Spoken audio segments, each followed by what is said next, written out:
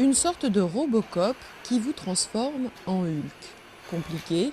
Pas pour ces ingénieurs du centre de recherche de l'école Sant'Anna de Pise, en Toscane, qui ont créé de toutes pièces ce body extender, exosquelette en français, de quelques 160 kilos.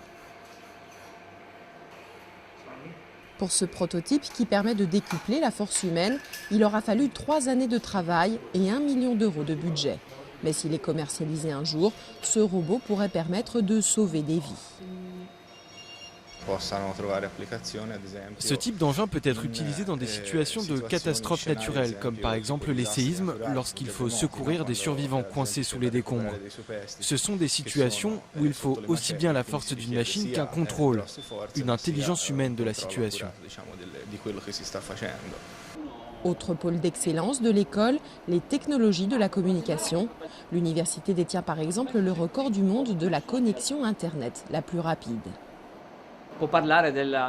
Avec cette machine, on peut transmettre 300 et même 600 films en qualité HD en une seule seconde.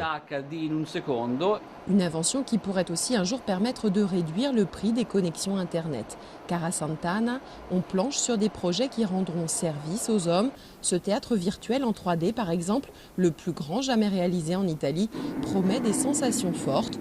Mais il peut aussi être utilisé à des fins thérapeutiques, notamment pour soigner certaines phobies ou bien encore aider à la sauvegarde du patrimoine. À Pise, par exemple, le cimetière monumental possédait la plus grande surface de fresques d'Europe. Pendant la Seconde Guerre mondiale, plus de 70% de ces fresques ont été détruites. Et aujourd'hui, il n'y a plus qu'ici, en 3D, que l'on peut voir la reconstitution totale. Une excellence qui a fait la renommée de Sant'Anna au niveau international. L'école accueille aujourd'hui des étudiants venus de tous les continents, et ce malgré les menaces qui pèsent sur le secteur de la recherche en Italie, car les budgets publics pourraient une nouvelle fois être revus à la baisse avec la cure de rigueur voulue par Mario Monti pour redresser les comptes du pays.